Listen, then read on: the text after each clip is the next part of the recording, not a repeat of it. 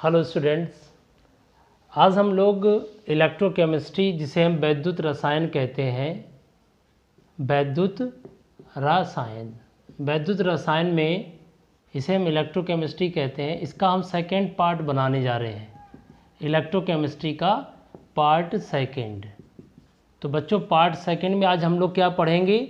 आज कल हम लोगों ने पढ़ा था सेल के बारे में। तो आज हम सेल में कई टाइप्स होते हैं, 2 टाइप्स होते हैं, इलेक्ट्रोलिटिक सेल, वैद्युत अपघटनी सेल और वैद्युत रासायनिक सेल। तो आज हम लोग पढ़ेंगे सेल में कि सेल के प्रकार में हम लोग क्या पढ़ेंगे? सेल के प्रकार। और सेल के प्रकार में पढ़ेंगे वैद्युत अपघटनी सेल। क्या पढ़ेंगे? वैद्युत अपघटनी सेल। इसे हम इंग्लिश में कहते हैं इलेक्ट्रोलिटिक सेल। आज हम लोग इसके बारे में विस्तार रूप से उदाहरण सहित पढ़ेंगे कि भाई वैद्युत अपघटनी सेल क्या होती है, इसका क्या उदाहरण है, इसका सेल का प्रयोग कहाँ पर करते हैं। तो ये हम लोग पढ़ेंगे। वैद्युत रसायन ये हमारा पाठ जो है, यूनिट कौन सी है बेटा? यूनिट 3 है 12th में, और पार्ट 2 वीडियो है। और हम इसमें सेल के प्रकार पढ़ेंगे कि सेल कितने प्रकार की है। यहाँ पर 2 प्रकार की, वैद्युत अपघटनी सेल और वैद्युत रासायनिक। तो आज का हमारा वीडियो वैद्युत अपघटनी सेल के ऊपर हम आप लोग पढ़ेंगे। इसे इंग्लिश में क्या कहते हैं? Electrolytic cell. तो बच्चों ध्यान से देख लीजिएगा, आज का हमारा टॉपिक है वैद्युत अपघटनी सेल। बच्चों, जो वैद्युत अपघटनी सेल होती है, इसके बारे में हमने आपको बताया था। इसमें क्या होता है कि सबसे पहले इसमें वैद्युत ऊर्जा देते हैं, यानी वैद्युत ऊर्जा। तो वैद्युत ऊर्जा का मतलब होता है इलेक्ट्रिक करंट। वैद्युत ऊर्जा देंगे जिसको हम रासायनिक परिवर्तन होता है। वैद्युत ऊर्जा देने पर क्या होता है? रासायनिक परिवर्तन होता है। ठीक है। तो वैद्युत ऊर्जा जो है एक तरह से रासायनिक ऊर्जा में बदलती है। आपको बता दें इसमें क्या होता है। इस सेल में 2 इलेक्ट्रोड होते हैं और दोनों इलेक्ट्रोड सॉल्यूशन में डूबे रहते हैं, एक ही सॉल्यूशन में डूबे रहते हैं। जैसे ये 2 इलेक्ट्रोड हैं बच्चों, और इनको हमने बैटरी से या मतलब सर्किट से जैसे ये जोड़ दिया प्लस माइनस, तो ये सेल हो गई। तो आप इसमें अगर ध्यान से देखें, ये हमने इलेक्ट्रिक करंट है, तो ये एनोड प्लस वाले को यहाँ एनोड कहते हैं बच्चों। प्लस वाले को, ये वाला हिस्सा जो है प्लस है, तो ये एनोड का काम करेगा, और माइनस वाला हिस्सा इस साइड में, इसे हम कैथोड का काम कहेंगे। तो बच्चों ये एक हिस्सा जो है एनोड होता है, एक हिस्सा इसमें कैसा होता है? कैथोड का होता है। तो यहाँ होता क्या बच्चों? इसमें 2 मेटल की रॉड या ग्रेफाइट की रॉड, बच्चों ये जो आप देख रहे हैं, ये धातु की भी रॉड हो सकती है या फिर ग्रेफाइट की भी रॉड हो सकती है, यानी वैद्युत चालक हो ऐसी। ये जो धातु एनोड और कैथोड जो इलेक्ट्रोड होते हैं, तो बच्चों यहाँ 2 प्रकार के इलेक्ट्रोड होते हैं। यहाँ पर कितने इलेक्ट्रोड हैं? इस सेल में 2 इलेक्ट्रोड हैं। ओके, 2 इलेक्ट्रोड हैं। पहला इलेक्ट्रोड कौन सा है? एनोड। पहला एनोड है बच्चों, जो पॉजिटिव होता है। और दूसरा हिस्सा कौन सा है बच्चों? दूसरा हिस्सा कैथोड का है, जो कैसा होता है? निगेटिव होता है। तो इसमें हम वैद्युत ऊर्जा देते हैं। अब ये दोनों के दोनों इलेक्ट्रोड किसके बने होते हैं बच्चों?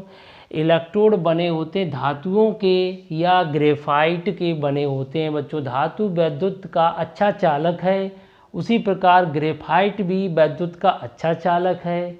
तो यहाँ पर इलेक्ट्रोड उनकी बनी होती हैं जो वैद्युत धारा को प्रवाहित कर सके, वैद्युत धारा का संचालन कर सकें। तो इलेक्ट्रिसिटी जब इनमें पास की जाएगी तो यहाँ पर भी आएंगे, और दोनों के दोनों इलेक्ट्रोड एक ही विलयन में डूबे रहते हैं, एक ही सॉल्यूशन में। तो बच्चों विलयन क्या है यहाँ पर? सॉल्यूशन क्या है? अगर आप ध्यान से देखें, यहाँ पर जो सॉल्यूशन है जिसे हम विलयन कहते हैं, वो विलयन जिसका हमें वैद्युत अपघटन करना होता है, उसका वैद्युत अपघटन जिसका करना, वो चीज़ यहाँ पर उसके जली विलयन में डाल देते हैं। जैसे नमक है, NaCl है, जिसे हम लोग कॉमन साल्ट कहते हैं। तो बच्चों नमक का, अगर हमें नमक के जली विलयन का वैद्युत अपघटन करना है, तो नमक को जल में घोल लेंगे तो विलयन बन जाएगा। उस विलयन में हम 2 रॉड डाल देंगे, एनोड कैथोड डाल देंगे, दोनों को इलेक्ट्रिक करंट से जोड़ देंगे। तो जैसे ही हम ऑन करेंगे स्विच, तो यहाँ पर क्या होगा बच्चों? करंट प्रवाहित होगा। करंट प्रवाहित होने पर क्या होगा यहाँ पर रासायनिक परिवर्तन होंगे। रासायनिक परिवर्तन क्रमशः दो जगह पर होंगे, एनोड पर और कैथोड पर, दोनों जगह पर परिवर्तन होंगे, दोनों जगह पर रासायनिक अभिक्रियाएं होंगी। तो बच्चों एनोड और कैथोड पर होने वाली रासायनिक अभिक्रिया ही बहुत महत्वपूर्ण है, उसे समझना। तो याद रखना, जब भी वैद्युत अपघटन करते हैं, वैद्युत अपघटन समझना, ये जो सेल है इस सेल का नाम है वैद्युत अपघटनी सेल, ये ऊपर लिखा है। कोई पूछे आपसे वैद्युत अपघटनी सेल में क्या किया जाता है, तो याद रखना वैद्युत अपघटन किया जाता है। कोई पूछे वैद्युत अपघटन क्या होता है, तो वैद्युत अपघटन को हम इंग्लिश में कहते हैं इलेक्ट्रोलाइसिस। वैद्युत अपघटन माने होता क्या है, वैद्युत अपघटन इलेक्ट्रोलाइसिस होता है, करंट डालेंगे अंदर रासायनिक परिवर्तन होता है, उस प्रक्रिया को हम कहते हैं वैद्युत अपघटन।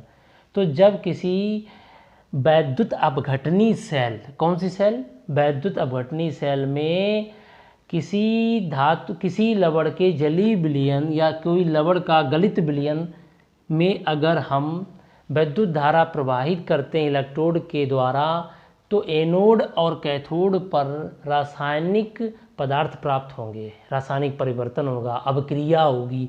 तो बच्चों एक बात बता दें, तो वैद्युत अपघटन समझ में आ गया, एक प्रक्रिया है वैद्युत अपघटन जिसे हम इलेक्ट्रोलाइसिस कहते हैं। तो बच्चों एक बात याद हो गई कि वैद्युत अपघटन जो होता है उसे इंग्लिश में इलेक्ट्रोलाइसिस कहते हैं। बच्चों ये प्रक्रिया कहाँ होती है, वैद्युत अपघटनी सेल में होती है। बच्चों इस सेल द्वारा वैद्युत ऊर्जा को रासायनिक ऊर्जा में बदलते हैं, या कह सकते हैं कि इसमें करंट डालते हैं, तो इसके अंदर जो भी लवण का जलीय विलयन या जो भी चीज़ होगी उसमें बॉन्ड टूटेंगे, नए बॉन्ड बनेंगे, तो एनोड और कैथोड पर कुछ नया बनेगा। एनोड पॉजिटिव होता है धनात्मक, कैथोड निगेटिव होता है। तो बच्चों अब हम लोग एक उदाहरण लेते हैं। जैसा कि आप जानते होंगे कि वैद्युत अपघटन कई चीज़ों का किया जा सकता है। जैसे अगर हम आपसे कहें, थोड़ा ध्यान से समझना, कि NaCl आपने पढ़ा होगा, नमक, नमक का जलीय विलयन ले लिया, जलीय को इंग्लिश में कहते हैं इक्वस। तो नमक को यदि हम इसमें घोल लेते हैं तो घोलने पर नमक का जलीय विलयन बन जाएगा, और इसमें ऊपर लिख के चले आते हैं वैद्युत अपघटन। क्या लिख के चले आए, वैद्युत अपघटन। तो बच्चों वैद्युत अपघटन को इंग्लिश में क्या कहते हैं, इलेक्ट्रोलाइसिस कहते हैं, इलेक्ट्रोलाइसिस। तो हम जब नमक के जलीय विलयन का वैद्युत अपघटन करते हैं, नमक के जलीय विलयन का क्या करेंगे, वैद्युत अपघटन करेंगे, तो बच्चों क्या होगा, यहाँ पर याद रखना, यहाँ पर पदार्थ प्राप्त होते हैं। जैसे एनोड है, एनोड पे बच्चों क्लोरीन गैस बनती है, यहाँ दो ले लीजिए, क्लोरीन गैस बनेगी कहाँ पर, एट एनोड पर, ओके। और बच्चों कैथोड पर क्या बनेगा बता दें, हाइड्रोजन, जल है ना यहाँ पर, तो हाइड्रोजन गैस भी बनेगी, ये लेकिन बनेगी हमारी कैथोड पर। बच्चों एनोड पर क्लोरीन गैस निकल गई, कैथोड पर हाइड्रोजन गैस बन गई, और यहाँ पर अगर आप ध्यान से देखें विलयन में जो बच जाएगा वो NaOH बच जाएगा। बच्चों NaOH रह जाएगा साइड प्रोडक्ट, जिसे NaOH को कास्टिक सोडा कहते हैं। तो बच्चों अगर नमक के जलीय विलयन का वैद्युत अपघटन कराया जाए तो हम नमक को पानी में घोल लेंगे, घोलने के बाद में उसमें करंट डालेंगे, वैद्युत धारा प्रवाहित करेंगे इलेक्ट्रोड के द्वारा। जो इलेक्ट्रोड उस विलयन में डूबे हुए हैं तो वहाँ पर रासायनिक परिवर्तन होंगे, जो पदार्थ यहाँ होगा उसका बॉन्ड टूटेगा, तो नमक को पानी में घोला गया, जिसे हम ब्राइन विलयन कहते हैं। बच्चों याद रखना, नमक को यदि पानी में डालेंगे तो जो विलयन बनेगा उसे हम ब्राइन सॉल्यूशन कहते हैं। तो नमक के घोल को हम ब्राइन सॉल्यूशन कहते हैं, उसमें करंट डालते हैं, तो इसमें क्या होता है, नमक का बॉन्ड टूटता है, पानी का बॉन्ड टूटता है, एनोड पर क्लोरीन गैस और कैथोड पर हाइड्रोजन गैस बनती है, और विलयन में कास्टिक सोडा प्राप्त होता है। तो इस तरीके से रासायनिक पदार्थ प्राप्त हुए, तो इसमें बॉन्ड टूटते हैं, नए बॉन्ड बनते हैं। तो ये एक उदाहरण हो गया। इसी तरीके से दूसरा उदाहरण भी हम आपको बताते हैं, जैसे जल। आपने सुना होगा, अगर हम यहाँ पर नमक के बजाय यहाँ पर वाटर ले लेते हैं, मान लीजिए वाटर ले लिया, तो जल अगर ले लेंगे तो जल में अगर करंट डालेंगे बच्चों, तो जल का वैद्युत अपघटन कहलाएगा। जल में क्या करें, जल में हम इलेक्ट्रिक करंट डालते हैं, तो वैद्युत अपघटन को इंग्लिश में क्या कहते हैं बच्चों, इलेक्ट्रोलाइसिस। तो हमने जल का क्या किया, जल में हमने करंट डाला, हाई वोल्टेज यहाँ पे करंट डाला।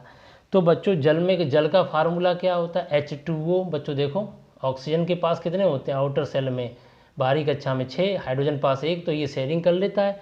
तो इस तरीके से ये वाटर का क्या है, फार्मूला है H2O। तो इसमें बॉन्ड टूटते हैं बच्चों, ये वाले बॉन्ड टूटते हैं। तो टूटने से क्या होगा, हाइड्रोजन गैस प्राप्त होगी, ऑक्सीजन गैस प्राप्त होगी बच्चों। हाइड्रोजन गैस कैथोड पर प्राप्त होती है और एनोड पर क्या प्राप्त होगा, ऑक्सीजन गैस प्राप्त होगी। तो बच्चों इस तरीके से यदि हम जल का वैद्युत अपघटन करते हैं तो हमें हाइड्रोजन और ऑक्सीजन गैस प्राप्त होगी। ओके, तो इस तरीके से अगर आप ध्यान से देखें तो आपने देखा होगा यहाँ पर कौन सी गैस प्राप्त हुई है, हाइड्रोजन और ऑक्सीजन।